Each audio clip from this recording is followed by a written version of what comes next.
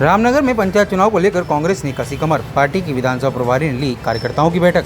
उत्तराखंड में पंचायत चुनाव की तैयारियों ने जोर पकड़ लिया है। चुनावी विकल बजते ही सभी राजनीतिक दल मैदान में उतर चुके हैं और रणनीति बनाने में जुट गए हैं। इसी क्रम में आज रामनगर कांग्रेस कार्यालय में पंचायत चुनाव को लेकर एक महत्वपूर्ण बैठक आयोजित की गई। बैठक में मौजूद पार्टी के रामनगर विधानसभा प्रभारी इंदु मान ने कार्यकर्ताओं की बैठक देते हुए कहा कि पंचायत चुनाव पार्टी के लिए अहम है तथा सभी को एकजुटता के साथ चुनाव में भागीदारी करनी होगी। उन्होंने कहा कि पंचायत चुनाव 2027 में होने वाले विधानसभा चुनाव का एक ट्रेलर होगा। उन्होंने कहा कि चुनाव से ही 2027 की विधानसभा चुनाव की तस्वीरें साफ होंगी। उन्होंने कहा कि आज सरकार की नीतियों से जनता पूरी तरह परेशान है तथा कांग्रेस के पक्ष में खुलकर सामने आ रही है और चुनाव को लेकर कार्यकर्ताओं में भी काफी उत्साह है। उन्होंने कहा कि निश्चित तौर पर पंचायत चुनाव में कांग्रेस का उत्तराखंड में परचम लहराएगी। प्रभारी इंदु मान ने कहा कि रामनगर विकास खंड से 3 जिला पंचायत सदस्यों की सीटों पर पार्टी ने अपने प्रत्याशी तय कर लिए हैं। पूर्व विधायक रंजीत सिंह रावत ने इस मौके पर भारतीय जनता पार्टी पर तीखा हमला बोला। उन्होंने कहा कि भाजपा की नीतियों से जनता पूरी तरह से उब चुकी है। गाँव-गाँव में विकास के नाम पर केवल खोखले वादे किए हैं। रावत ने आगे कहा कि कांग्रेस पंचायत स्तर तक मजबूत संगठन के साथ उतरेगी और जनता के मुद्दे को प्राथमिकता देगी। बैठक में पार्टी ने बूथ स्तर पर संगठन को मजबूत करने, स्थानीय उम्मीदवारों के चयन और जमीनी मुद्दों को चुनावी एजेंडे में शामिल करने पर जोर दिया। कांग्रेस नेताओं का मानना है कि यदि पार्टी ग्रामीण जनता के बीच ईमानदार से काम करे तो पंचायत चुनाव में बेहतर प्रदर्शन संभव हो पाएगा।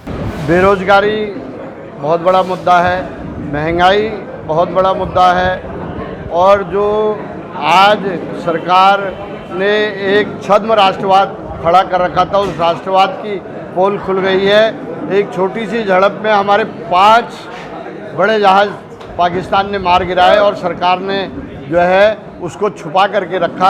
आज एक नेवी के कैप्टन ने कहा है कि राजनीतिक प्रतिबंधों की वजह से, राजनीतिक हस्तक्षेप की वजह से हमारे जहाज गिराए गए हैं, क्योंकि पायलटों से कहा गया था सैनिक ठिकानों को निशाना नहीं बनाना है, सिर्फ आतंकवादी ठिकानों को निशाना बनाना है। जैसा आप सबने देश को बताया कि देश के विदेश मंत्री का भी एक बयान आया था कि हमने पाकिस्तान को हमला करने से पहले सूचित कर दिया था कि हम सिर्फ उनके आतंकवादी ठिकानों को निशाना बनाएंगे। तो ये इनके राष्ट्रवाद की पोल खुल गई है। आज दुनिया का कोई देश हमारे साथ नहीं है।